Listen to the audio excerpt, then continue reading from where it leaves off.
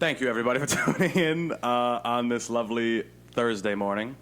Thank you guys for listening to the Monday episode as well. Thank you for listening to all the episodes. That's why you guys fucking subscribe. Today I have in the building, or in the dungeon, whatever we call this place now, Mr. Tanner Baldauf. I don't want to say your last name wrong. Yeah, that was right. That was right. Yeah, that was good. How are you, my friend? I'm good, man. I'm good. How are you? I'm good. Thank you for asking. So I met you through John and their clan. Yep. John Amore, John Larkin, all them. Yeah. The Strength Dojo. The Strength Dojo. Yeah, that's kind of a sick name. I like it. I think, yeah. Especially for what they do. They do the mix of everything, so. Yeah, that's right up both their alleys. So. Right. So I learned last week, just kind of a topical thing, because I love Vermont. You're from Vermont. Yes. Yeah. Yeah, what part of Vermont are you from? Southern Vermont, so Brattleboro. Okay. See, my first time in Vermont was this past summer. Yeah. And me and my girl went to Smuggler's Notch. Oh, nice. Yeah. It's good. It's good for about a week. Yeah. See, the funny thing is I had never been. Yeah. Like I said, it was my first time, and it turns out that I think Vermont may be, aside from Rhode Island, my favorite New England state. Yeah. Super nice. Super nice. It's really pretty. There's a lot to do outside. It's like really peaceful. Right.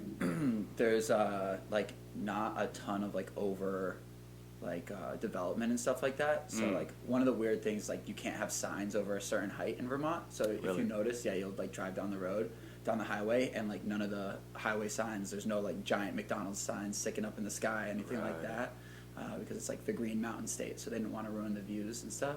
So I think that's always nice. Yeah, hell yeah. We went to we went to do the hiking thing and the bikes and all that stuff, because that's a lot of fun. We came across a trail called Hellbrook Trail, and it's the route to Mount Mansfield, like the top. But it's straight, like it's like this. And we had no clue that it would be that hard. Like when we looked it up, it said hard. Like, oh, this is gonna be tough. And we ate like right before, like and not like anything like good for you. Like I had like a bread bowl with like chili and shit in it, like cheese. It was a fucking terrible idea. So halfway, and I thought it was gonna be colder than what it was. So I'm wearing like sweats, and I'm dying. Like we got about halfway up. Yeah, no, hiking there is beautiful. That's a thing, when you start hiking or skiing or anything like that, you think you need to be like super bundled up. Yeah. But then like the blood starts flowing, you start sweating, you're like, shit, this sucks. And you're just like, so like I remember growing up, it was always like layers. You need to have layers on. Right. Like thin layers, because you can just like start taking them off and then you're good to go. But when you just have like thick sweatshirt, thick coat on, it's like there's no in between. Yeah. You start sweating, you're like, man, this is brutal. Yeah, that's pretty much what I fucking had. Yeah, it was murderous. But one of my New Year's goals is to go back and do it. Do the whole thing. Do the whole thing? Yeah. Nice. Hell yeah, I don't think I've ever been to Smuggler's Notch. Okay. I moved to Vermont when I was in 5th grade, so my family moved up there, and I spent most of the time in southern Vermont. Also went to like Mount Snow a good bit, because that was like 30 minutes away. Okay. And then my grandparents lived on a lake in the middle of Vermont. So, like, those were just, like, the two spaces. We didn't really hit anything in between. Right. Yeah, I'm pretty sure where we were, like, 30 miles or something from Canada. So, we were pretty up there. Yeah, you're all the way up. Yeah. All the way up. That's, like, Jay Peak is up there, which is also a good skiing mountain. Okay. And my little sister, like, goes to school in Burlington, so that's, like, kind of up there. Yeah. But, like, that's still, like... people are always like, oh, like, it takes me 2 hours and 15 minutes to get home from here. And it takes just as long, if not longer, to get from my home to, like, where my sister lives. Right. So, like, Vermont's a long state. Yeah. Where we went, it probably took 4.5 hours for us to get there. Yeah. And my buddy went to, I think he went to Burlington as well. That's a college, right? I know it's in the town. Yeah, so Burlington is, like, the town. It's like you would call it a city for Vermont. Okay. And there's like UVM and St. Michael's are the two big colleges there that I can think of. I'm sure there's something else there, but it's pretty much like the college city of Vermont. Right. Yeah, that was super nice. We went to Burlington to eat the first night. We were still like 40 minutes from Burlington where we were staying. Yep. But we went to eat, and we got welcomed with a big, like, rally, like a big protest, like right in. Oh shit! What's that square called in Burlington? There's like a name for it. I'm forgetting it. I don't know if I know the square, but I know like Church Street is like Church Street. Yeah, Church Street. That's exactly where it was. We're on Church Street, and there was a huge mob, like, and we're outside eating, and there's just a mob of people coming with megaphones and screaming things, and we're like, wow, this is lovely. Yeah, was it like a Black Lives Matter protest, or was it? Yes, it was. No. Yeah. Yeah, definitely have like a pretty large like liberal following or presence, liberal presence in Vermont, Right. which is also really interesting because you get like both. You get like you're like super hippie liberal, and then you also get like podunk middle of the woods. Chewing, spitting in a can. Right. Yeah, my buddy, I brought that up to my buddy who I said went to school there, and he's like, dude, they're fighting with each other, but they all agree. Like, everybody agrees. Like, I don't know what they're protesting for out there. Yeah, especially Burlington. Yeah. Like preaching to the choir type of stuff. Yeah, exactly.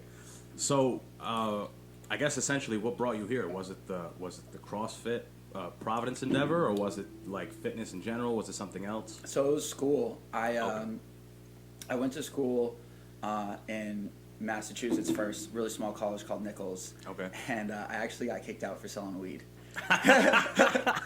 Hey, that's a glorious way to get kicked out of school, I think. Yeah, right? So it could be something stupid like plagiarism or something. Yeah.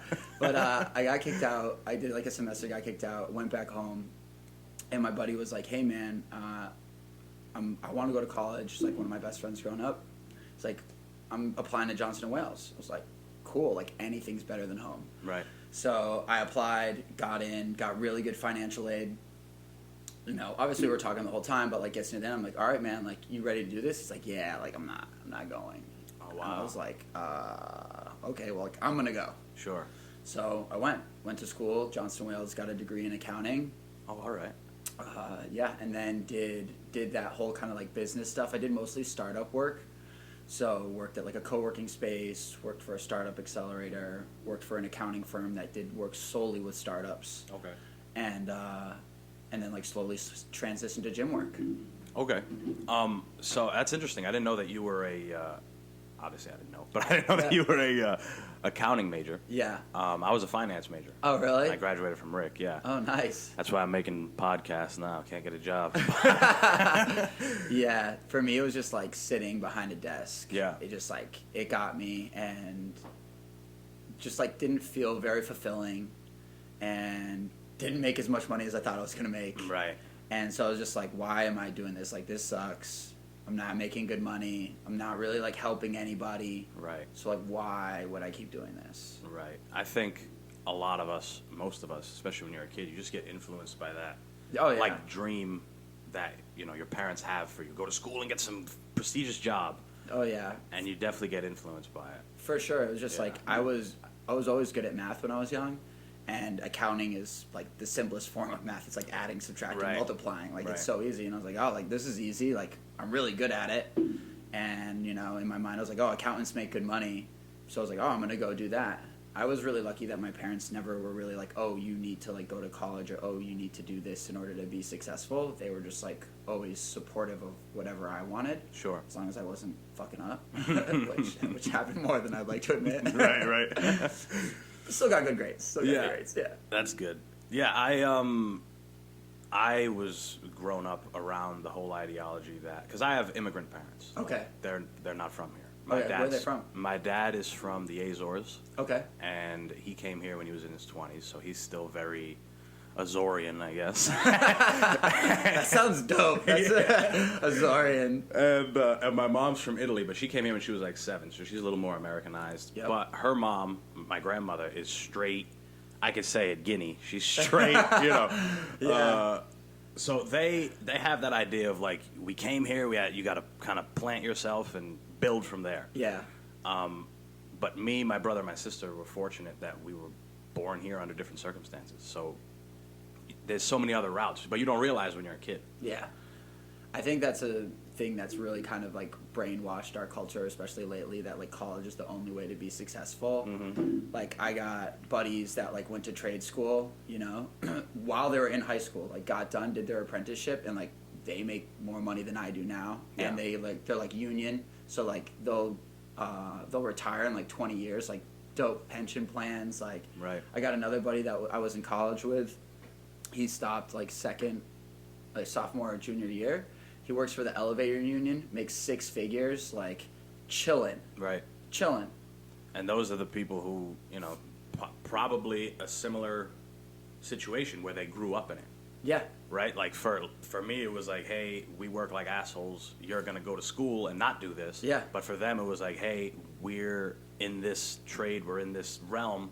It's a good idea. You should follow through with it. Yeah. And I think like as long as you pursue something, you know, that like makes sense for you, that like you enjoy, that's like all that really matters. Sure. And like, I mean, I did like landscaping, carpentry, all that stuff when I was in high school and in college, and I just like learned. I was like, all right, I don't want to do that. Like Right. I don't want to like be like busting my back all day every day to make this happen. And you know, some of the work is satisfying and it's nice, but you know, the amount you get paid, what happens long term to your body, like it's just not worth it. So Right. like, whether my dad did that on purpose or not, because he's been a carpenter for 40 years. Okay. Yeah. It worked. Right. Yeah, he found it. You know? That's Yeah. a good thing.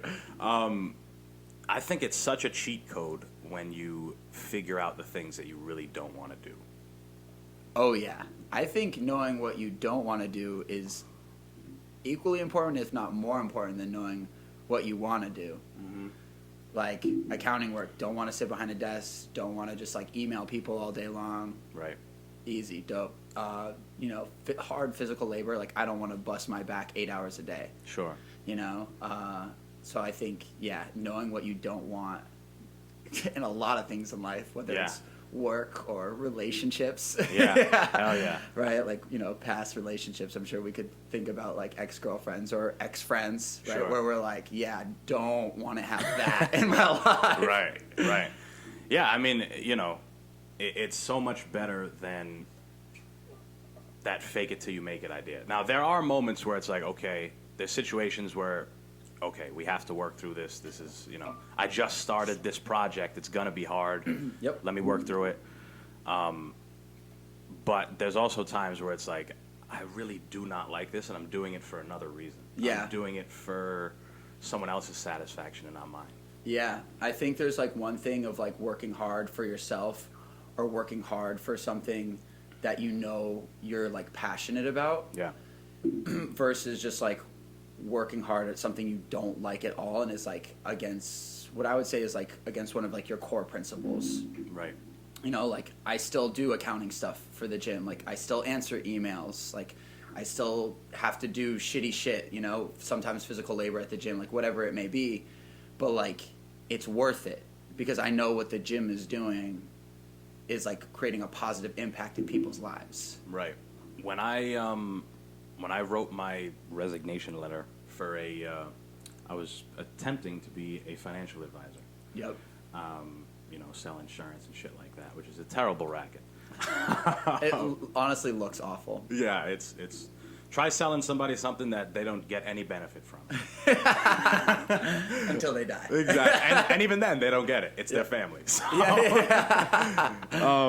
I remember writing in that, I was like, you know, this isn't for me.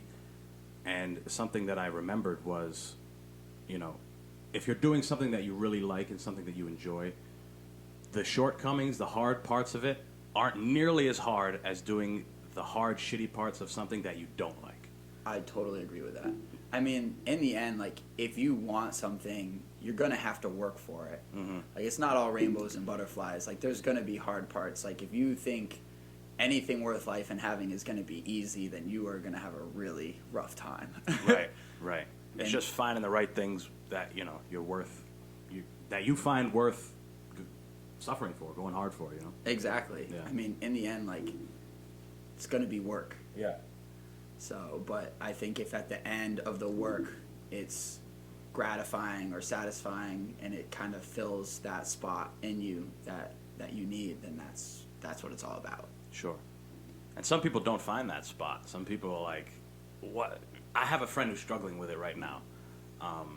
He's in a job that he makes good money and he likes his job and the schedule's fine and he's cool with that. But there's that other thing that's like, I want to like start a side hustle. I want to start a hobby, but I don't know what it is. I'm not creative. I'm not artistic. I'm not business minded. I'm not this, and it's super hard to find. Yeah, no, it really is challenging. I think the best thing you can do, and it's kind of like what we were talking about earlier. You got to find out what you don't like. Like you just got to try stuff. Yeah. And if it doesn't work out, it doesn't work out. But sitting there and doing nothing is almost worse. Right. Because then you just sit there and you're like. Because then you just go through your mind like, well, I could have tried this. I could have tried this. Oh, I watched my buddy be successful doing this, and sure. I should have tried that. You know what I mean?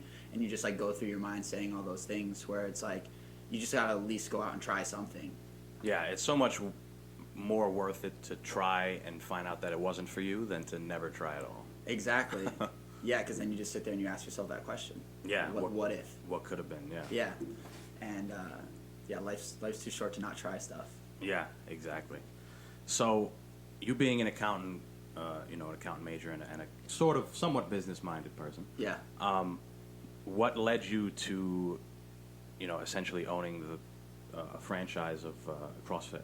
Yeah. So I started taking CrossFit classes. Started doing CrossFit about like a year after college. I liked it. I was like pretty good friends with the head coach at the gym, and then one day. I'm really good at rope climbs. Okay. So there was this woman, and she like saw me in class doing them. And CrossFit's like a super close knit community. Like everyone's nice to each other. So she's like, "Hey, like, do you mind like showing me like how you did that?" And I was like, "Yeah, sure." It was like at the end of class. So like I showed her how to do it, and she made it like halfway up, 3/4 up the rope. And she like comes down. She's like so happy. She's like, "Thank you so much." She's like, "I've never done this before, and I'm afraid of heights." Like, wow. So like I did all this and I was like, wow, like this is awesome. Like I helped someone overcome a fear. I helped show them do something like they'd never done before. And then I started just kind of like coaching. So I like talked to the head coach, like, hey, it's something I'm interested in. He was like, you'd be great at it. So I started doing that part-time, slowly transitioned from part-time to full-time from my accounting gig. Still selling a good bit of weed. Hey, you gotta make ends meet. Yeah. Rent's due. Yeah, and growing it. Right. That's the fun part, though. Yeah, it was until you have to trim it. Right. That shit sucks. But so I did all that. Slowly transitioned into coaching CrossFit and doing that and like getting personal training clients. And I knew the owners were trying to sell the gym. Okay. But like I never thought like. I come from like small town Vermont. Like I have a great family, don't get me wrong, but like we don't have like a bunch of money or anything like that. Like just like normal, lower middle class family. Right. And so like worked it out, saved up some money, got financing from the owners, then got it refinanced, and here we are. That's dope. So you really got drawn to it because you felt something, I guess. You felt a sense of accomplishment when you helped that person. Yeah, I mean, helping people. So like, yeah. So I think it's like this really beautiful kind of sequence of events that happens when you make someone feel comfortable and you teach them something new about themselves physically. It usually leads into like mental growth as well. So right. Watching people grow physically and then come in and be like, oh, I got a new job.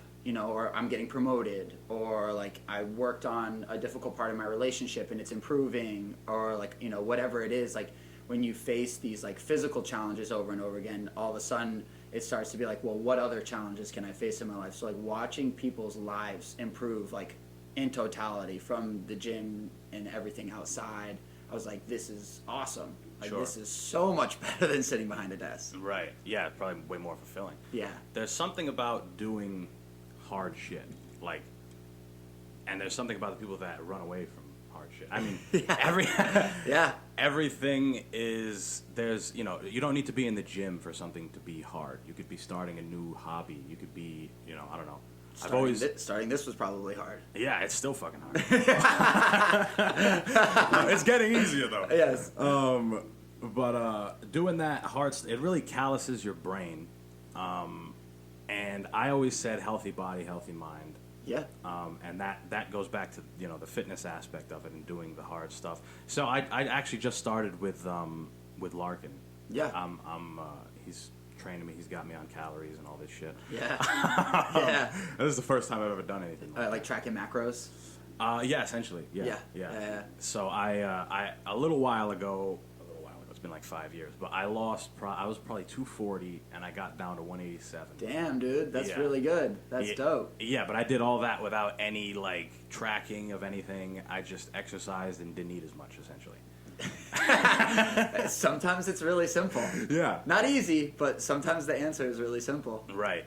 And I'll say this past, 2020 with the gyms being closed and kind of everybody taking a break, it's like, everybody's taking a break. What do I got to go, And I felt the same way. I fucked off pretty much all 2020. Yeah. And now getting back into it, it's, adapting to the structure that John's having me do in terms of the calories and the workouts are different than what I normally would do. Yep. The other stuff that he's having me focus on, sleep and central nervous system type things. Yeah, huge.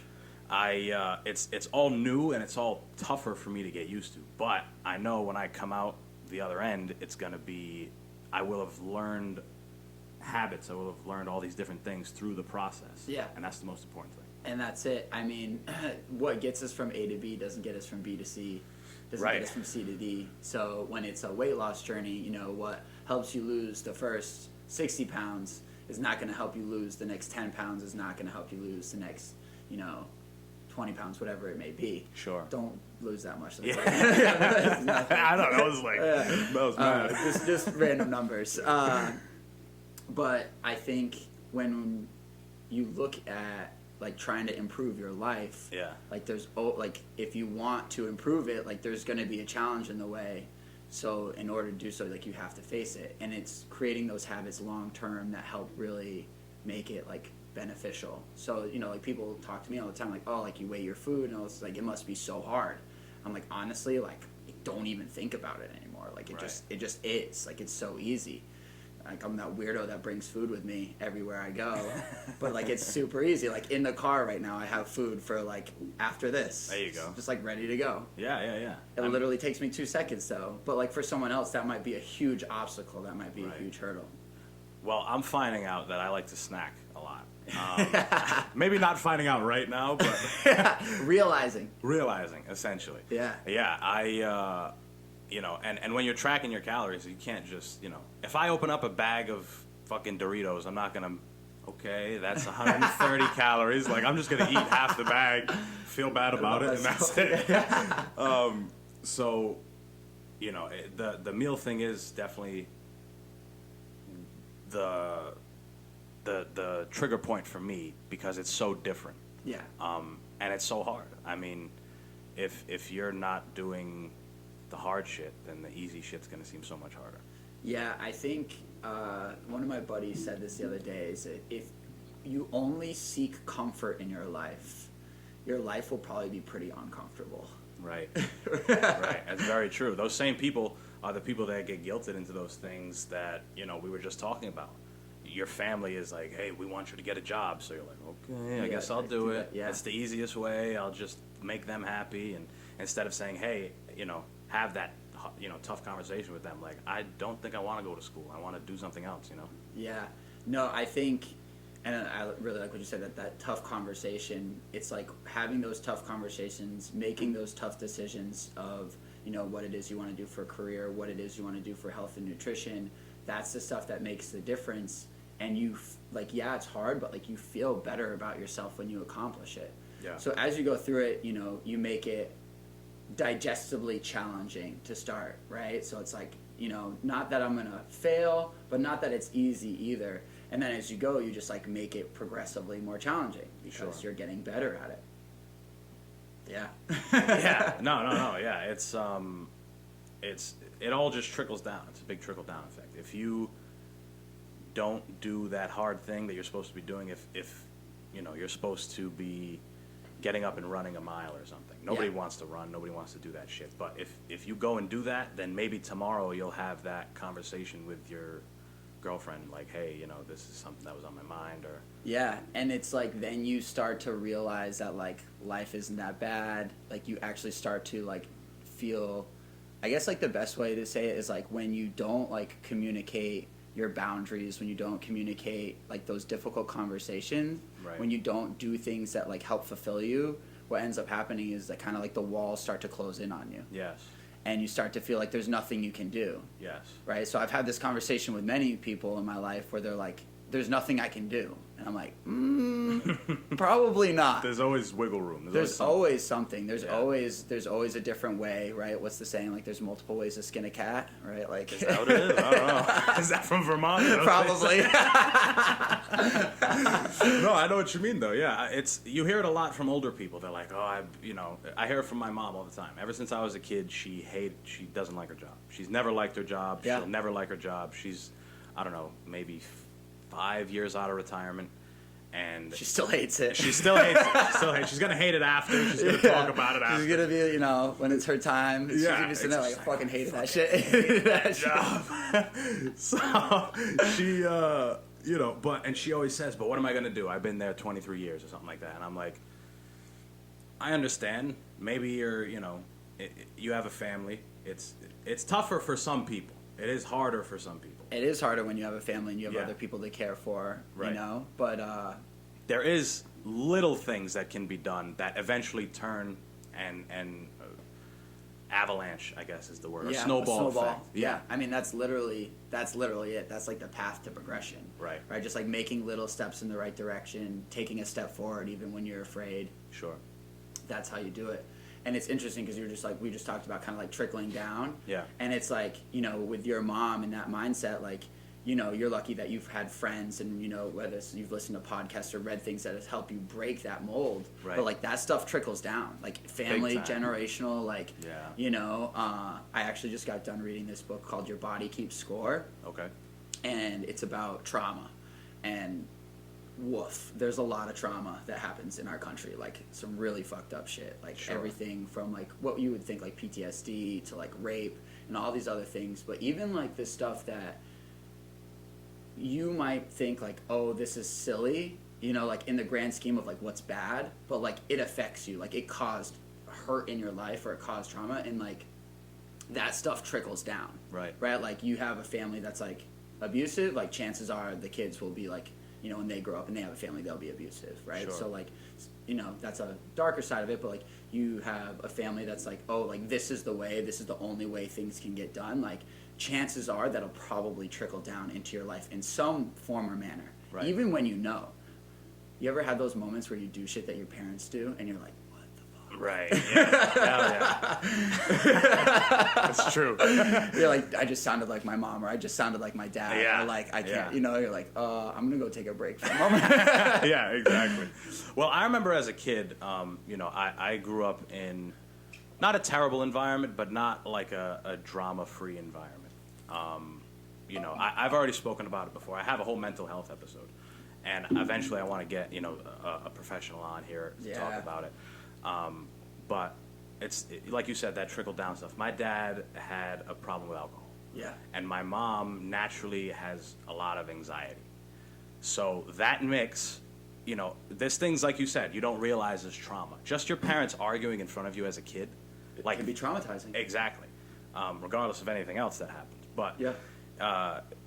that stuff, I just remember as a kid, like, always saying, I want to change the way my family is. Like, Yeah. because it does trickle down. My sister, she's she's phenomenal. I love her to death, but she's in a rough situation, and it's due to the whole mental health idea. Like I said, my mom was not born. My mom was bred by an Italian woman who was very, you got to do this and this and this, and Yeah. everything you do is wrong, and you got to do it this way, and so that builds something. That builds an anxiety. That builds a nervousness. It does. And then on my dad's side, he has the struggle with alcohol, but he also has plenty of mental health issues, depression and all this other stuff. So that's, aside from the whole biological thing, it's hereditary.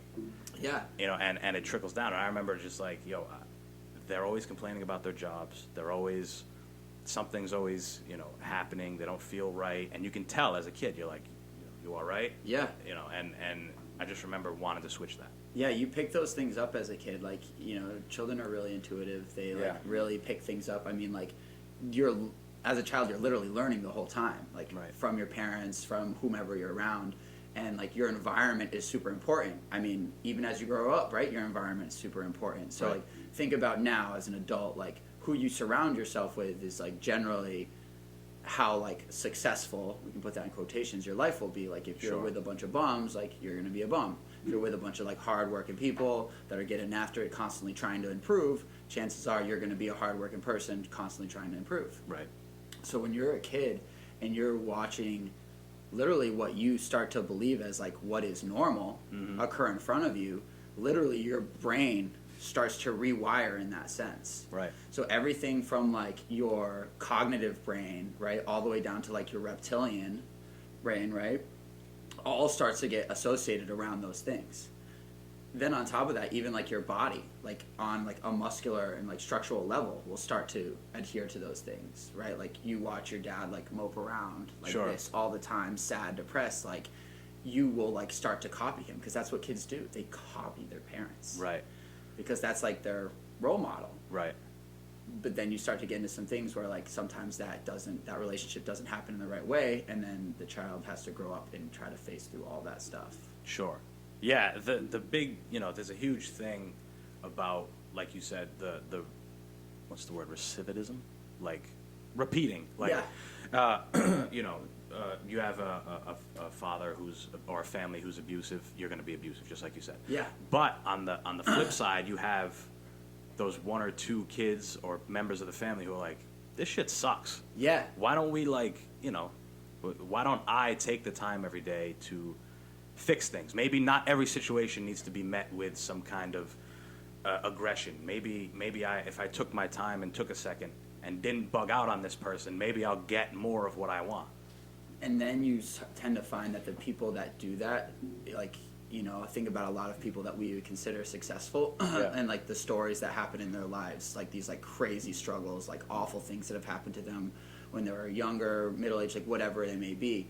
And what happens is they overcome that stuff. They face it. They don't run away from it. They turn around and they're like, all right, like this isn't right. I know that like I'm not doing something that's right, and I need to fix it. So they turn around and they face that stuff. And it's like not easy, but it's like it creates, in a weird way, it like creates the most growth. Right. And it's like, it's 100%. shitty that it kind of has to happen that way. And not that it has to happen that way. I guess it's just shitty that it does happen that way. Right. I don't know, for some reason I always look at like anime for stuff like this, but like you watch like the heroes like overcome these like super crazy adverse situations, their brother dies, like whatever, like all these things. Right. And like, but then on the other side they become this like even better hero. They're able to relate to people more, right? They become more empathetic, more understanding, better listeners, all these things because of this one bad thing that happened in their life. And I think it's because like it doesn't matter what the pain was, but like pain understands pain. So like when you can look back in your life and be like, this was something that was really painful for me. Sure. And it hurt me a lot. When someone is communicating something to you that's really painful for them, and it can be completely like different things, you understand because you know what it feels like. Right. Yeah, it's one of the hardest things to do, to be able to look at yourself in a different light. Yeah. Because you've been so used to just like, this is me, this is normal. You're supposed to scream at the guy at Starbucks because he fucked your shit up. Like, yeah. It's and that's why it's hard when you see an older person. I have almost more admiration for somebody who's lived such a long time, and they're in their 50s and something happens. Their brother dies or some, and they realize something, life's too short, or I've been acting this way, and then they switch. That to me is like crazy. That is actually like pretty impressive, because like a lot of the times, like I started to think as people as they get over, like like my grandfather and stuff, when he was getting older, they start like again they think like, well, like I am what I am, nothing's gonna change. That's like it. Yeah. I'm just doing this like this, and if you don't like it, like fuck you. Essentially. Like, and I'm just gonna keep doing it because like I've made it this far, and now I'm just gonna do it. To me, that's such like a cop out. It's such like you're not taking responsibility of the way that you act. Yeah. Essentially, you want other people to tiptoe around what you do. Yeah. And it's strange. It's a strange thing. Yeah. And that's it. Like, you hit the nail on the head. It's just like, it is a cop out. Yeah. But I guess you get old and tired. Essentially. Yeah. At one point, you're like, who gives a fuck? Yeah, right? It's like old dudes in the locker rooms just like dicks out. Like, yeah, exactly. I got one foot in the grave, one in the banana field. I got what I got. Like, it ain't going to get any bigger. It ain't going to get any smaller. Like, yeah, exactly. Yeah, it's, it's a really interesting thing when you have somebody who's able to grow out of, it's like that rose out of the concrete. Yeah. It's being able to say, fuck your environment, fuck everything that I was involved in. This is what I'm going to do now. This is how I have to change my mind, and that's fucking it. Yeah, and then just accepting, like, what happened to you. Right. Accepting it and, like, understanding that, like, it will come back. There'll be moments when it hits you, but, like, you'll realize it, and it won't, like, hit you as hard. So, like, something that comes to mind is, like, I had something that I dealt with for, like, 2 years, and it crushed me. Sure. And I had, like, a triggering moment. Like, someone brought something up, and I was like, fuck, it, like, hit me, like, right in the feels. Right. And, like, I looked at the person, I was like, hey, like, just so you know, for, like, the next 2 or 3 days, I'm going to be a fucking mess. Okay. Like, I know it. It's going to happen. Like, you triggered this emotion in me, and, like, I can't avoid it. Right. But you know what? Like, I'm not going to be a mess for 2 years. Sure. It's going to be 2 or 3 days, and then it's going to be over. But, like, I need to just, like, sit in this for a moment and, like, feel it. Yeah, that is what I'm happy you brought that up, because that's another thing that people don't allow themselves to do. It's like, if you put almost like a timestamp on it, like, okay, this happened, let me eat as much as I want, let me, watch TV and cry and whatever for, a week, a few days, whatever the fuck it is. Leave me the fuck alone, and I'll be back out of it, and we'll be okay. Yeah. And sometimes, I understand people spiral, it's longer. Oh, give me a month, give me 2 months, and it's longer and longer. And I mean, you got to have the wherewithal to be like, hey, let's jump back into this. That was shitty, but let's jump back into this. Yeah. Yeah. I mean, taking time to deal with stuff, like whether it's grieving, whether it's, a triggered event that happens to you that makes you emotional, like taking time is okay. Right. Avoiding it is not. Right. Right? Like, we all need time to grieve for things. But, like, that doesn't mean you just get to put it in the closet and shut the door. Right.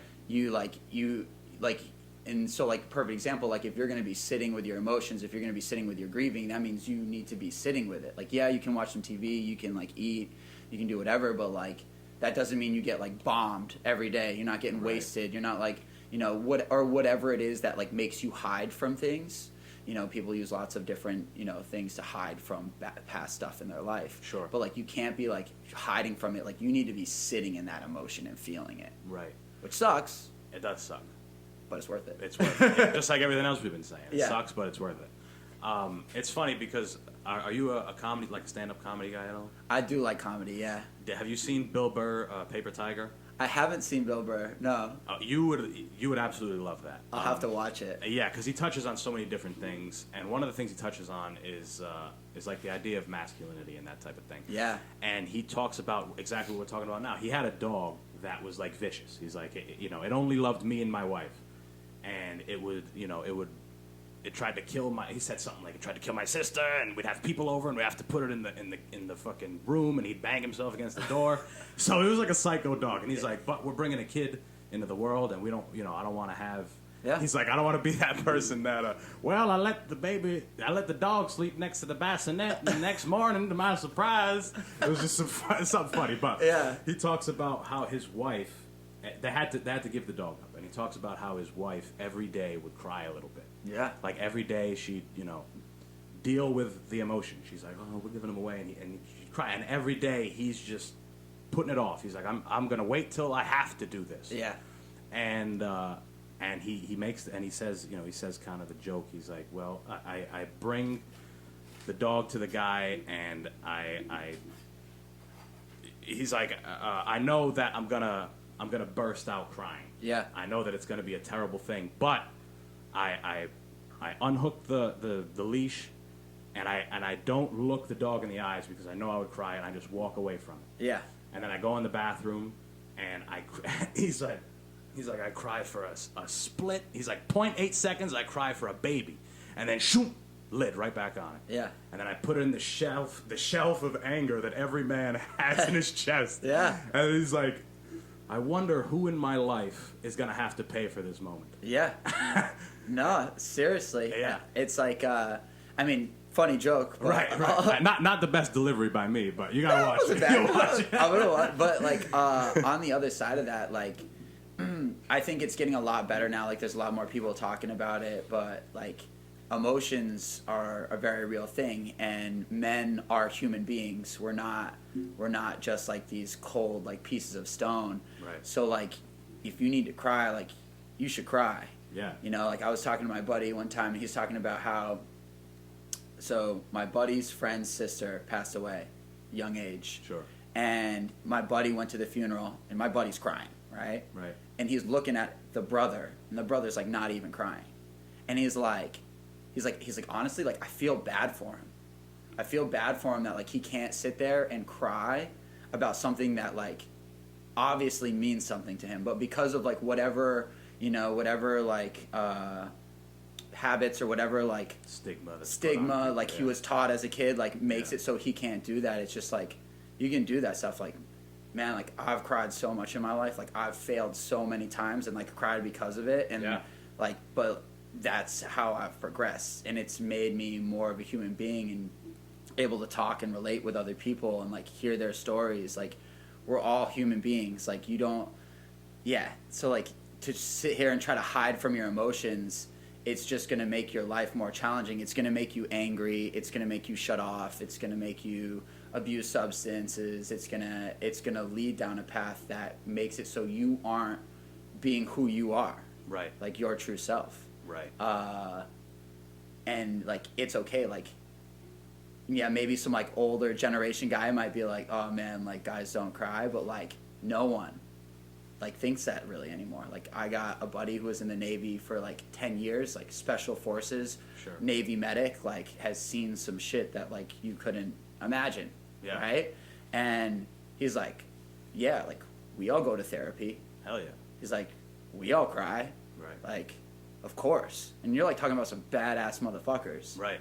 Right. And like, yeah, we put that shit out there.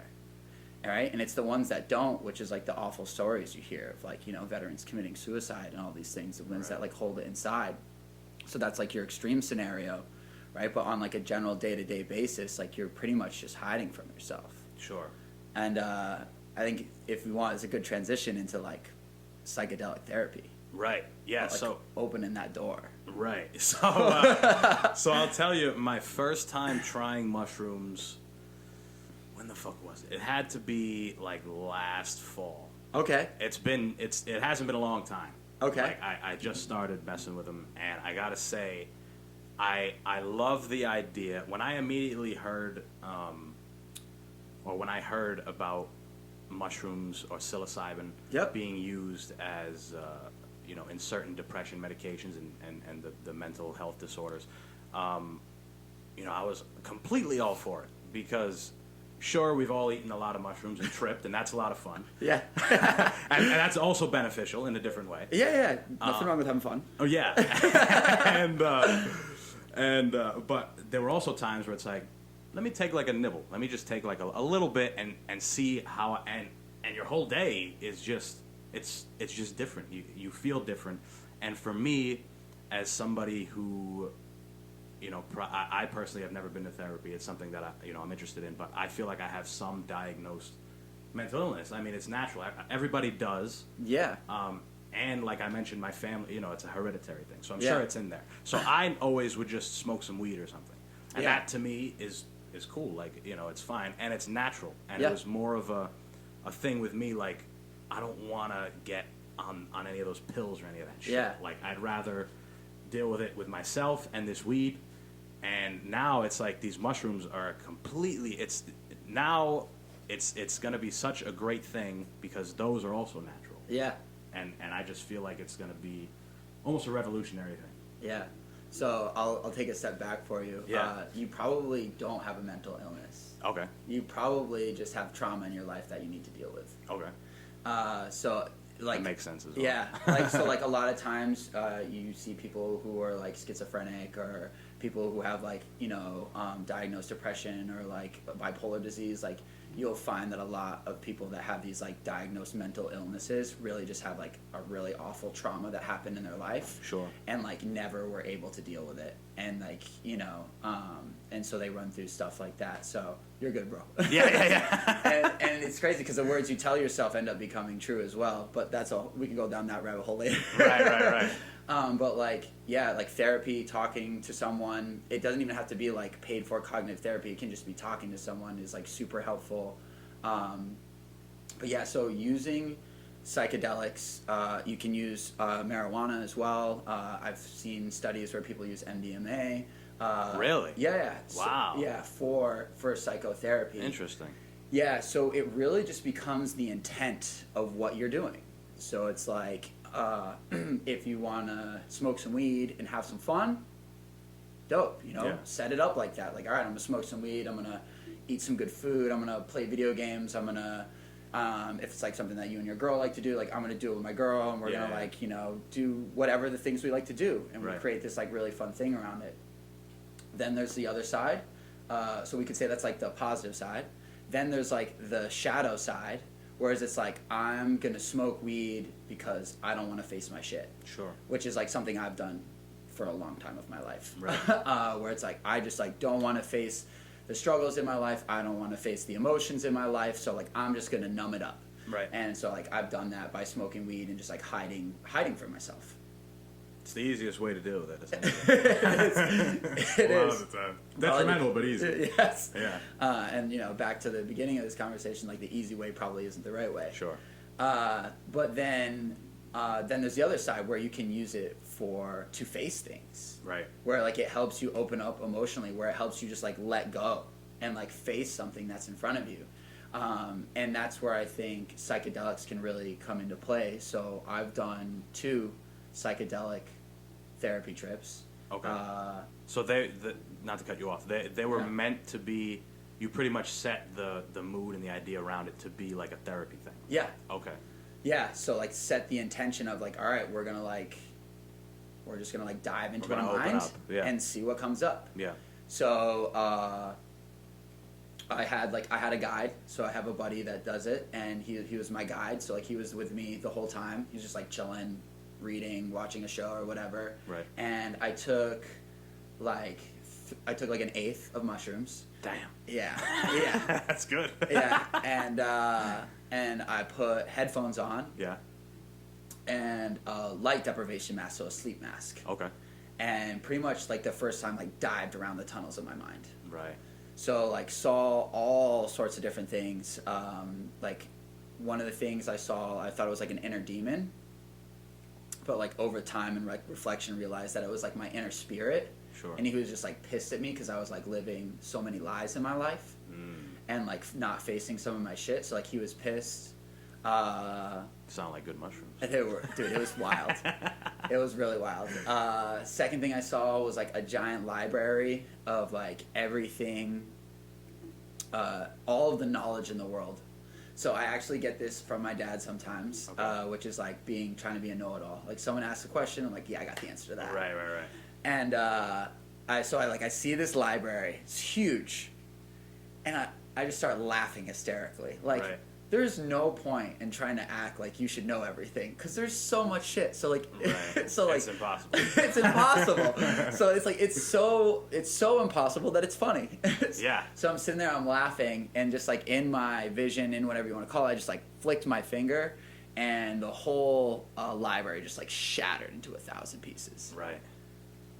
So I went through all that, and then like we get into like some of like the more deep stuff. So I've done some like not so great things in past intimate relationships. Sure.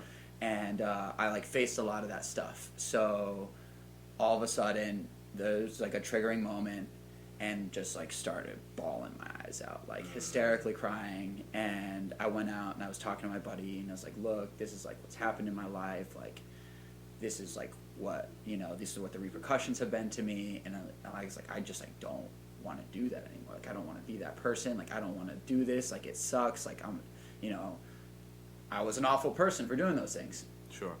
And he was just like, it's okay, like, da-da-da, blah, blah, blah. And it literally changed my life. Like, in that moment, I drew, like, a line in the sand. I was like, all right, like, I'm not going to do that anymore. And, like, I'm not that person anymore. Right. And I just, like, decided it right there. And I haven't. And so, like, a lot of times when we have bad trips on mushrooms, it's really because we're, like, facing a trauma in our life that we've been avoiding. Right. So it's not a bad trip. It's a growing moment. It's a good one, yeah. So when you sit there and you look back on that moment and you reflect upon it and you go back and you face it, you will grow from it. Sure. I remember when I first started, before the mushroom kicked in, my buddy was telling me, he's like, look, man, like, you're going to be afraid. Every time you feel afraid, like, I need you to lean forward and move towards whatever it is that you think is scary. Right. What ends up happening is, like, what I would call the monster in the closet, or like the monster in the corner of your room. Sure. You're asleep at night, you see a shadow in the corner, and you're like, oh shit, like, there's a monster in my room. And then you turn the light on, and it's just a chair with a coat on it. Yeah. It's you thought it was far worse than what it actually was. Yes. Yeah. And avoiding it makes it worse, because you start to create your own image. You start to create your own, like, whatever reality, you think it is. Yeah. around it. Right. Right. Yeah. You know, the cool thing about mushrooms, and I haven't done any other psychedelics. I'm not sure if you have. But, I have, yeah. Yeah, we'll get into those. Yeah. But you can definitely see, I'm sure they all act somewhat similarly. You can see how it would be beneficial. Because it really does, like you said, it strips everything down. Like, this is what the fuck, you know, sometimes it's just fun. Sometimes you're just goofy and you're doing whatever. But if you really sit there with yourself, just like in real life, well, I mean, mushrooms is real life too, but if you're, you know, if you're not tripping, if you're not, you know, on anything, it's the same thing. Being alone with yourself, it gives you time to find all those insecurities or all those things that have been bothering you. And now when you add the psychedelic aspect to it, now you can really, it's like you're there. Yeah. And you almost feel like you have that control. Yeah, you, like, relive it. You almost feel like you're in it. Also, the psychedelics kind of help you, like, put your guard down. Yeah, yeah. So the second time I did them, I relived something that I forgot. Right. That I literally, like, completely blacked out of my mind. Like, it didn't exist in my memory. Sure. Until I took mushrooms, and it brought me back to it, and I was like, oh, shit. Right. But yeah, like, no, you can do those things for fun, and there's nothing wrong with that. It's just, like, it's all about the intention you set. So it's like, hey, man, like, I'm with my buddies. We're in the woods, like, it's a beautiful day. Yeah. Like, we're gonna take some mushrooms and just, like, geek out. Yeah, right. You know what I mean? And just, like, have fun. Right. You know, or LSD or whatever it may be. It's like the association you make in your mind. Yeah, and it's like you set that up beforehand. Right. I feel like that's also like the route to, if you fuck it up, it's the route to addiction. Because if you make that association, like, hey, you know, let's go have a bunch of drinks because today was a hard day. And you keep doing that and taking yourself to that field, it's like eventually it's just gonna build. And like anytime you feel like shit, let's go to get a drink. Let's eat some mushrooms and smoke whatever the fuck. And the association is what fucks you. I mean, hit the nail on the head. That's exactly it. Yeah. Right. You create an escape for yourself that makes you feel better in the moment. Generally, the next day you probably feel worse. Right. So maybe you might go back to it sooner than you plan. Right. I mean, that's actually so. I mean, I've smoked a lot of weed in my life. I've smoked for it's like. Good to hear. We're pro that. It's called the smoke extender. We gotta be. Yeah. So like I've smoked for probably almost like every day for probably like 10 years. Sure. Some breaks in between, but recently I wanted to like change my relationship with marijuana, and it's not to say that I don't like it because I love that shit. It's great. Right. It tastes delicious. Makes movies better. Makes food better. Makes sex Music, better. everything. Makes everything better. Yeah. As long as that's your intention. Sure. You know? So I started noticing that, like, I was using it to run away from some shit in my life. Right. I was starting to notice that the next morning I would have, like, a lot of anxiety because I was, like, hiding from stuff the night before, and then that anxiety would hit me in the morning. Hit you in the morning, yeah. So I was like, you know what? Like, I need to face that shit, and I need to change my relationship with it. So I'm, like, taking a little break right now. Right. So take a little break, change my relationship with it, reflect on it, definitely not going to never smoke again. Right. No, that's way too fucking hard. Nobody wants to do that. No. That's not the point of it. But so that when I do it, it's better. Right. Yeah, 100%. You come back to it, plus it works a little better after you take a little time off. It does. Yeah, I'm super happy that I made the decision, because for a while I was scared to try mushrooms, and it's there's such a negative connotation to the psychedelics and stuff, and maybe it's some fucking plot to. Well, so mushrooms are not trademarkable. Right.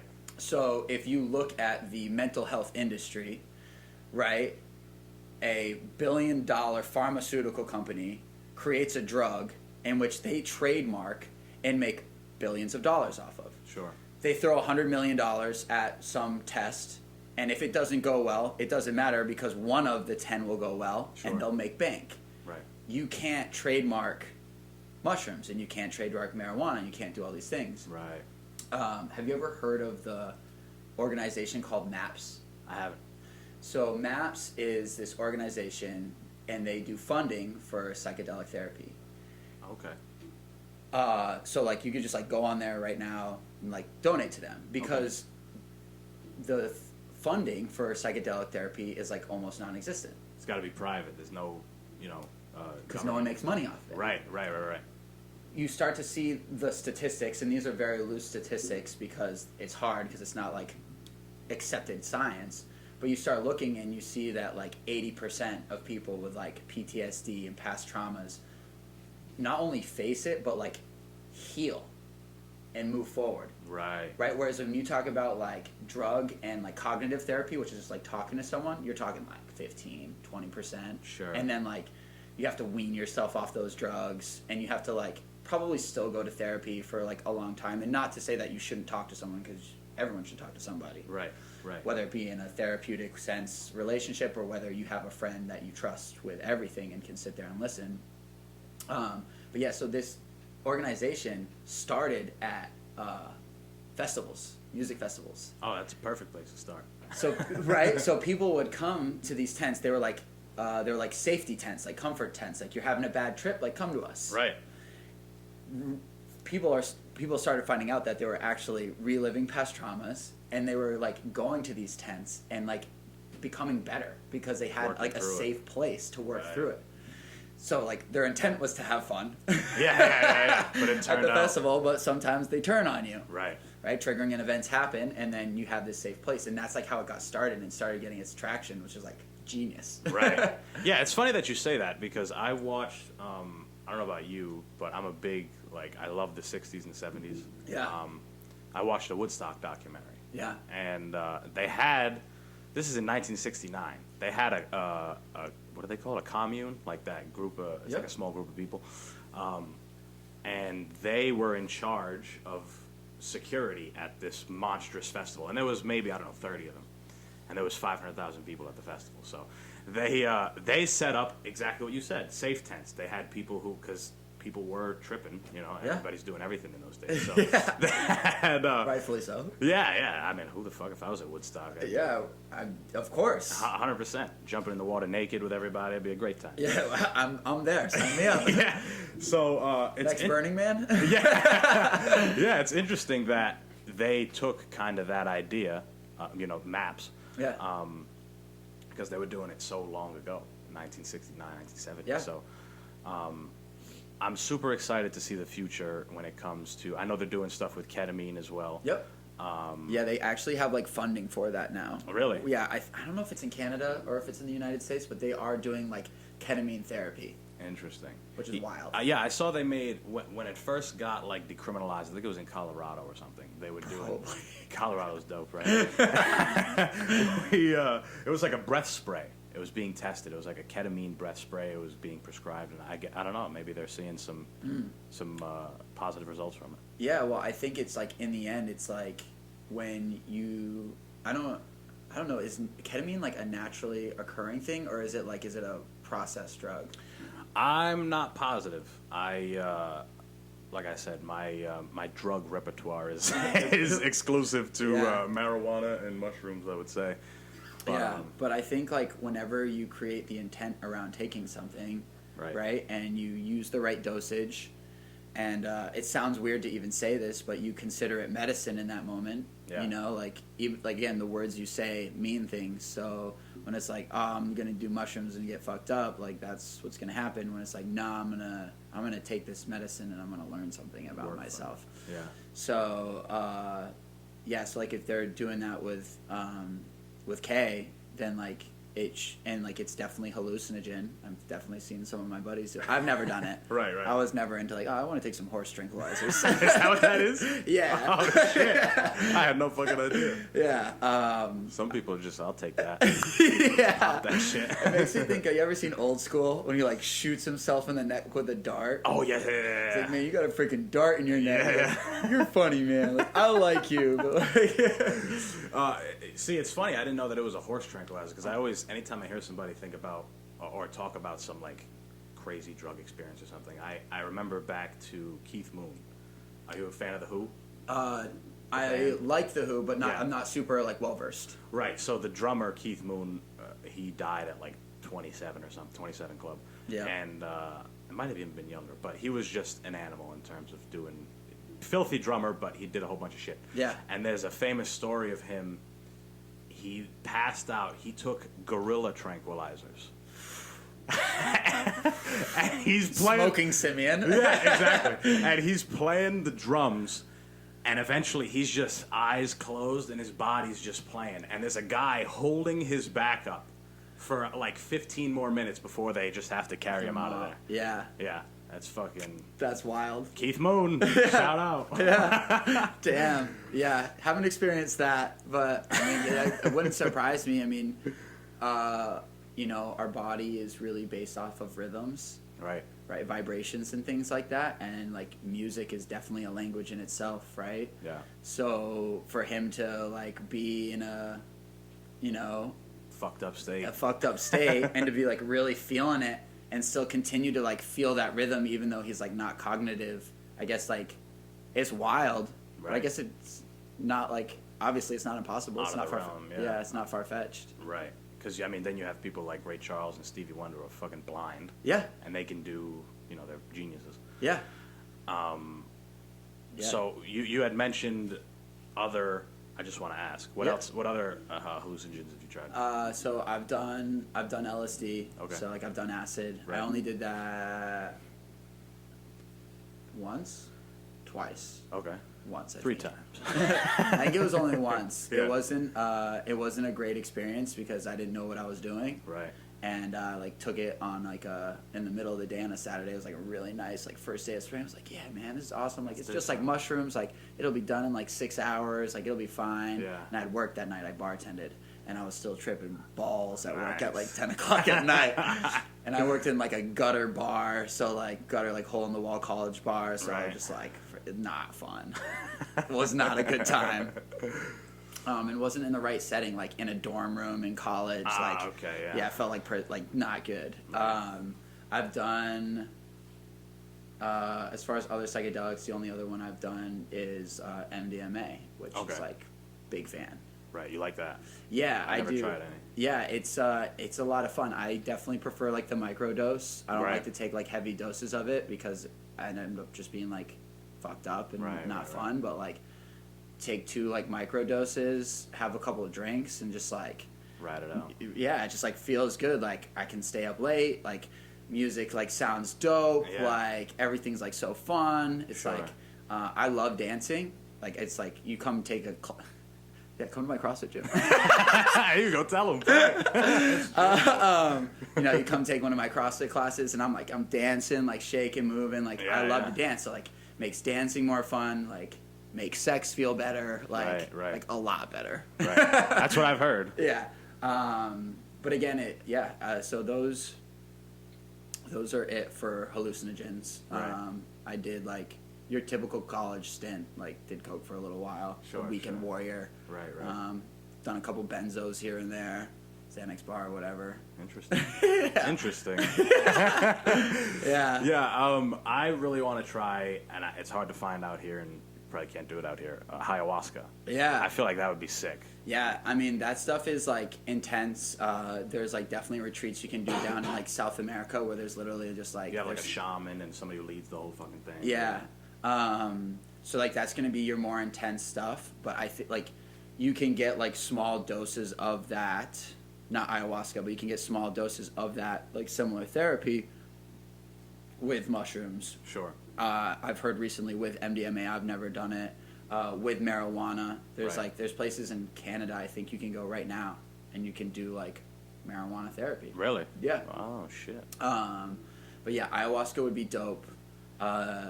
There's like stories of people who they do like the group trips and like they see the same shit all together. Yeah. I feel like that would be wild. That would be wild as long Yeah. as it's good.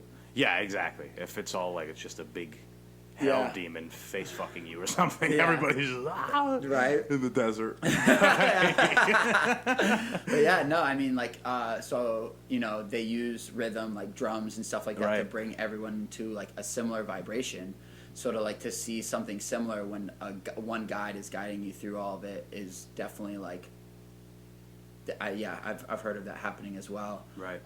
Maybe it's like my own like ego or like selfishness, but like part of me would just be like, nah, like I want to see my shit. Like I don't want to. You want to do it alone. I don't want to necessarily do it alone, but like I want to go through my shit. Like I don't want to go through everybody Right. else's shit, Right, which right. is definitely selfish. But Yeah, but fuck it. You're in there for yourself. yeah, when it comes to like stuff like that, you know. So then when you come out, you can be there for everybody else. Yeah, exactly. But that's just like my experiences so far. But yeah, I had a buddy that did it once and didn't throw up. Did not have a good time. Didn't throw up Yeah, you throw up violently. on a ayahuasca. Yeah. Really? Yeah. Wow, I didn't know that. Oh yeah. Wow. Yeah. They sit you down. You have like a bucket in front of you, like, and like you like purge. Yeah. Like yeah. And it's, if you don't, it's like it's a bad like it's a shitty trip. it's a shitty trip, and I think it just stays in your system way longer. Just like you feel it for days. Like but yeah, I mean, I know lots of people that throw up on mushrooms too. Right. Yeah, it does fuck with your stomach 100%. For sure. And like there's people that will like I specifically use lemon juice. So like I soak the mushrooms in lemon juice before I eat them. Interesting. And that like helps with the gut stuff, but like I've also heard the argument that like throwing up is part of it. Sure. Like just like letting shit go. Okay. Yeah, I gotta say the last time I ate some was on New Year's Eve. Nice. And this past time I was really able to break down the phases of how it comes in. Yeah. And I wanted to tell you to see if you agree. So Okay. it starts please. off. It starts off with you eat them, and maybe 15 minutes in, you start to get really tired. That's what I start to get really yawny. Did you yawn? Yeah. Yeah. Yawn a lot. Yeah. Like, I'm like, oh, now I'm gonna eat. Now I ate the mushroom. I almost start to get like oh, I gotta do this. Yeah. and then the next phase is like the freak out phase when you're like, all right, I'm on the mushrooms now. Like, Yeah. all these things are rushing in your head. You're looking, and things are like, like it's just different. Your perception's different. Everything's different, and, Yeah. and you almost start to have a little freak out because things are changing. Yeah. In your brain, you're starting to get used to what's happening. Yeah. And then that phase starts to like fade out into the giggle phase, and then Yeah. the giggle phase just goes like this the whole night. Yeah. And at one point you're ha ha ha, and then you're down here and you're like, I feel normal. I feel like I'm not even on mushrooms. Yeah. And then it just kicks back in. You're like, oh. Yeah. And it just kind of fades out. Yeah, so this is complete bro science, Yeah. but I'm pretty sure the reason. So for me, yeah, I definitely yawn before and at the end, Right. like a lot. It's taxing. It is. essentially, It on is your brain, taxing, yeah. and I think the initial yawning is us like almost knowing that like the freak out stage is gonna come, Yeah. and being like, maybe I should just like sleep instead. Exactly. Exactly. There's been plenty of times where I hit that yawn phase and I'm like, I'm going to try and lay down. Yeah. And then it hits you and you're like, nah. Nah, I ain't laying down. Yeah, exactly. Yeah, and then there's definitely like, there can be a freak out phase. I think your set and setting are huge. Yeah. So like who you're with, what you're doing, like all that stuff is important and like feeling safe. Yeah. So that I think like the freak out will happen, but how much freaking out happens depends on where you are and who you're with. Sure. Like you need to be in a place you feel safe, and you need to be with people that you feel really safe with. Right. And not just like safe on like a surface level. Like it needs to be like Completely. Yeah. Yeah. Exactly. Comfortable. Because shit gets weird. Exactly. Yeah. You notice everything. Yeah. Like, Yeah. You do you notice emotions like highly? 100%. Like I feel like I'm already kind of a person that's always like hypersensitive or hyper whatever the fuck the word is. Like I notice everything all the time. Yeah. But when I'm on, when I eat those and I'm in the middle of one, I'm like, wow, that person, You can feel it. you can feel it, you can notice it. You Yeah. can like notice them. 100%. There's been times where I can see people vibrating. Like I can see like the sun rays vibrating Right. like through. I can see like people's energy, Right. The whether it be wavelengths and positive stuff or like that. negative. Yeah. I've had like bad mushroom trips when we're trying to have fun. Sure. And like if one person's having a bad trip, it can like set everybody else off. Oh hell yeah. I I knew a kid that he took some acid and he was wearing flip-flops like me, and he stepped in a puddle and it got his sock all wet, and it was just like he just spiraled. It was Yeah. crazy. It was a weird Yeah. fucking thing. Yeah, that's really weird. Yeah, that is weird as That's fuck. really weird. But like maybe he's got some, I don't know, he's got some shit in his life that he needs to deal with. Yeah. About stepping in puddles. Yeah. He used to focus on dry slops or something. Yeah, seriously. I mean, wet socks does suck. Yeah, I don't know hell if it yeah. sucks that bad though. Ruin a trip. Yeah.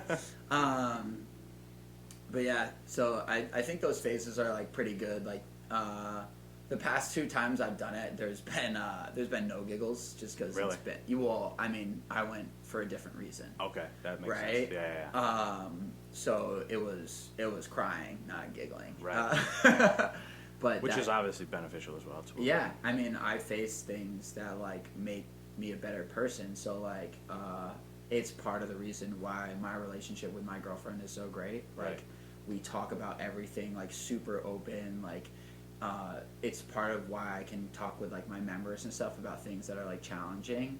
The second time I did it, like it made like me and my sister like a lot closer. So like never had a problem with my younger sister, like Sure. but we're 7 years apart, just like always like, but like it brought us together like super close now. Like we talk all the time now.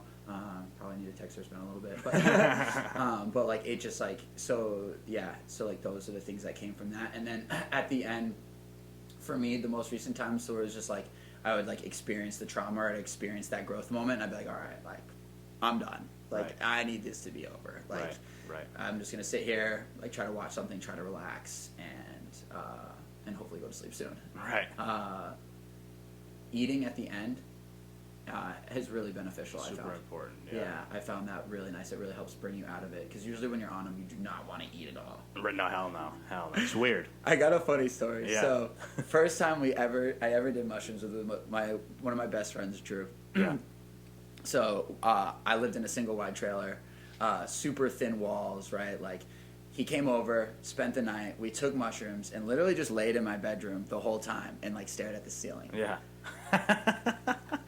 and tripped our balls off. Sometimes that's the best. Like you ever looked in a mirror while you're tripping? Oh my god. People say not to do it. I do it on purpose. Yeah. I'm like, fuck it. I'm doing it. So like I go in the bathroom, I look in the mirror, like Yeah. my little sister's bedroom on the right, my parents' bedroom little sister's bedroom's on the left, my parents' bedroom's on the right Yeah. of like where the bathroom is. I'm like, whoa, like freaking, I'm like, I need to go back to bed. Yeah, like, yeah. But we're laying there and it'd probably been a couple hours and like, man, like I was talking to Drew, I was like, man, like we should probably eat something. He's like, yeah, you're right, we probably should. So we had those like Quaker Oat, like chewy granola bars. Nice. Eat 2 boxes of those. So I eat one, he's eating one, like 15 minutes go by. And you're like, I'm spacing out, I'm staring at the ceiling, it's like moving around. Yeah, I'm like, and I'm sitting there, I listen, I'm like, Drew, are you still chewing? Yeah. And he's like, yeah, man. I'm like, you okay? He's like, I'm just like really afraid that like if I swallow this, it's gonna get stuck in my throat and I'm gonna choke and die. He's chewed it so much that he can Like an old blow person. bubbles With that fucking granola bar. with a granola bar. Oh my god. So we're sitting there like, man, like you just gotta swallow like little bits at a time, just like a little bit at a time. Just coaching him through it. We can eat this granola bar. So like 2-3 minutes go by. He finally like swallows. He's like, man, like thank you so much for getting me through that. Like, Yeah. It was one of those trying moments in life. Forgetting how to eat, I yes, suppose. that was like one of our first times on mushrooms. I was gonna choke on a chewy bar that was literally mush in his mouth. I remember one of the times I ate some, and these were intense. These were like big blue, like Yeah. they look like ball sacks. They had veins in them. Like Yeah. they were crazy. Yeah. And I just remember that day being super intense because any decision I made, I felt the same way. It's like, I'm going to get up. I kept wrestling with myself. I wanted to get a popsicle. We had like 2 or 3 popsicles in the refrigerator, and I kept wrestling with myself. I'm like, oh, if I get up, then I'm going to just want to lay back down. And you just rethink everything. It's Yeah. weird. And I remember like sitting there, eating the popsicle, like essentially in my freezer. Like it's just open, and I'm just sitting there like eating it. And I'll be like, taste it, and then I'm just like, I zone off for a second. And I'm like, oh, all right, and just go back and forth, and it was like, it's so fucking weird. And I remember putting music on. I like some jazz. I'm a big Miles Davis guy. Oh, nice. So That probably sounded really good. super nice. But I remember putting it on, and I'm like, maybe 10 minutes into listening to it, I'm like, I think this is just life now. I don't think this music will just ever stop. Like I forgot that I could just shut it off on my phone. Yeah. And I'm like, this is it. I just have this soundtrack playing forever. Just in the background for the rest of your life. Yeah. Yeah. Which I wouldn't mind, to be honest. It'd be Nah, nice. I mean, as long as it fits the mood, right? Yeah. No, there's definitely been times. I think it was the second time I did mushrooms where I was like, it was getting near the end. I was like, am I stuck like this? Am I stuck like this forever?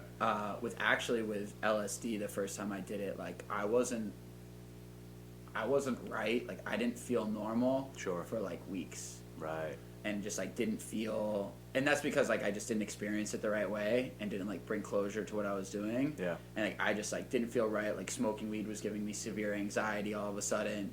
I remember I was on a smoke ride with some friends and I cracked my back, and the stop sign started coming at me in like shutters. So like someone was taking a picture. So it was like.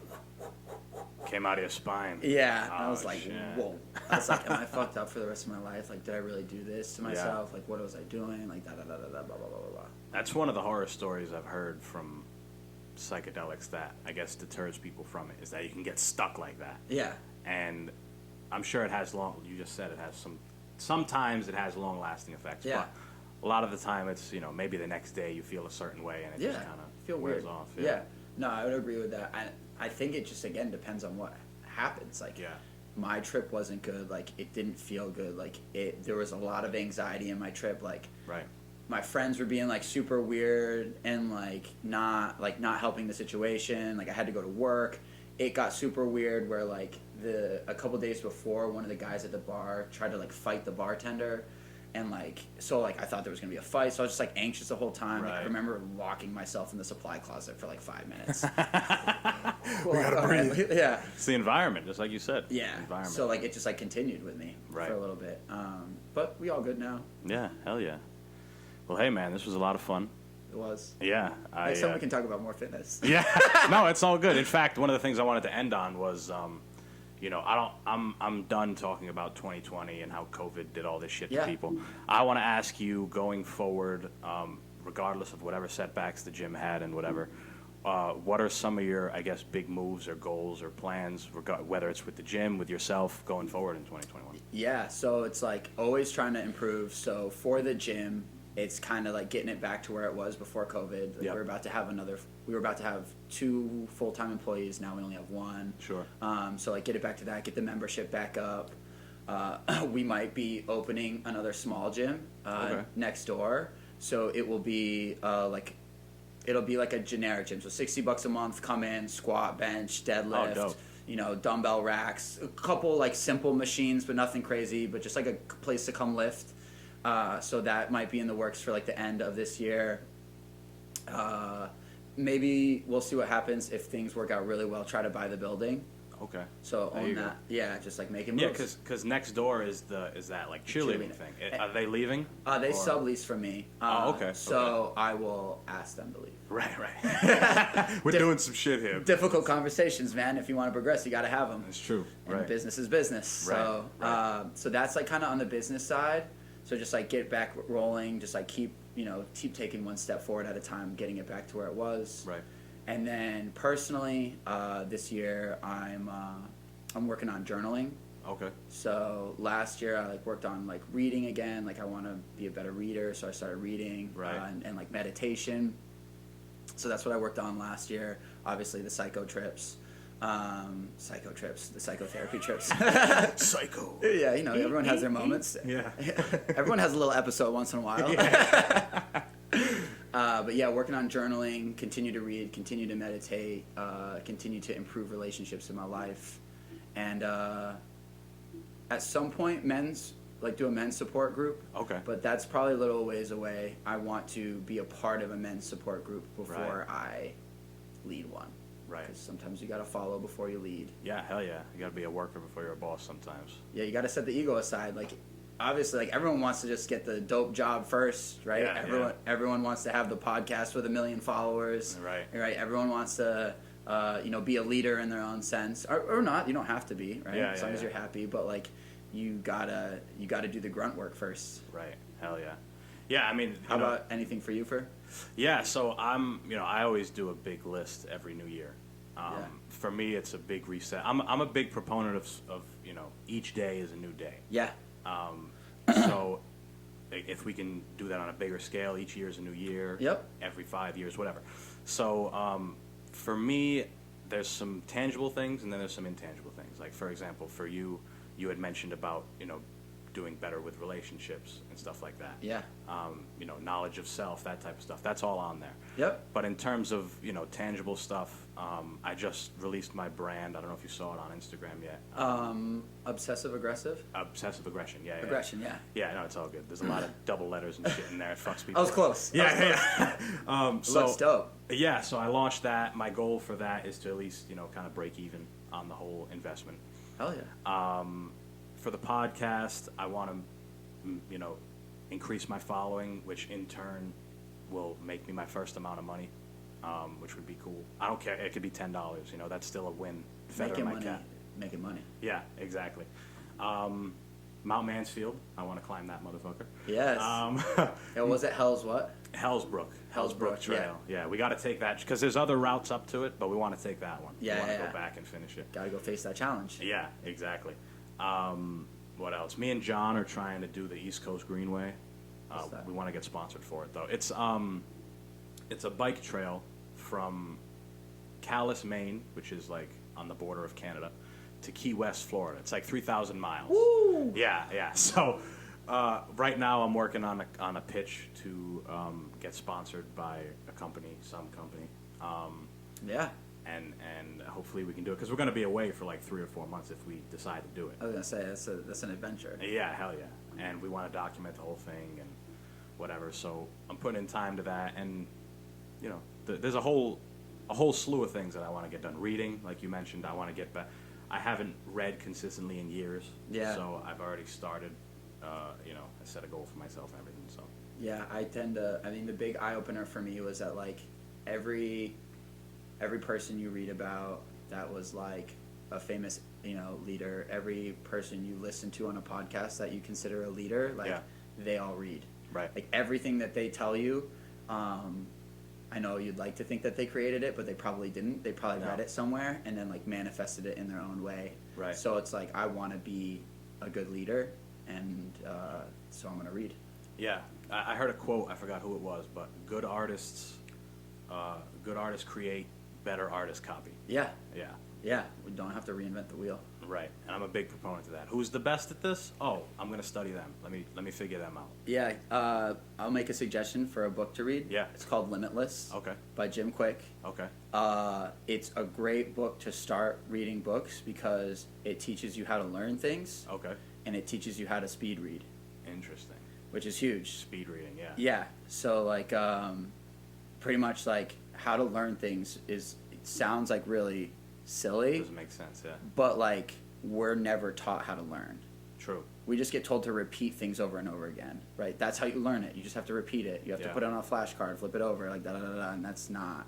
That doesn't work. It doesn't work. Works in school, but not in everything else. But does it work in school? Yeah, I guess you're right. You forget everything after the test. Yeah, right, right. So, so like talking about learning stuff, and then like speed reading. So like I use that stuff, and it makes reading so much more digestible for me. Sure. I was considered like a slow reader when I was a kid. I had to take like the special classes for reading. Like the group would read. They'd take me out of the group to read stuff. Right. So like I've lived with that like. And this is stuff that they talk about in Limitless as well. Like you live with beliefs, right? So like I've believed that I'm a bad reader until a year ago when I decided that like I'm not a bad reader. I'm just like and I'm gonna get better. Yeah, there you go. That's the decision. It's always the decision. Yeah. You're not gonna do something unless you decide. But yeah, Limitless by Jim Quick. It's really good. Really cool dude. He's like into superheroes, like really cool shit, and he has a cool story. Right. Cool. Limitless. I'll check it the fuck out. Yeah. Thank you everybody for tuning in. Thursday morning. We got let's see, what's my spiel I give everybody? Follow me on Instagram at abarboza000. Follow my Twitter at the Simian _. Now we're on YouTube, of course, Tones Production. So subscribe, like, comment, share, do that shit. Tell everybody about us. Follow wherever you listen to the show. Subscribe wherever you listen to the show. Where can they find you, sir? So I am t.baldauf 14 for Instagram. CrossFit Providence at CrossFit Providence for Instagram. And then that's really it. Where's the gym located? Gym is located 425 Washington Street in Providence. There you go, people. Thank you all again. Thank you for coming on, sir. Thank you. Was a lot of fun. This is awesome, Antonio. Yeah. This is dope. We're going to do it again. For sure. Peace, guys.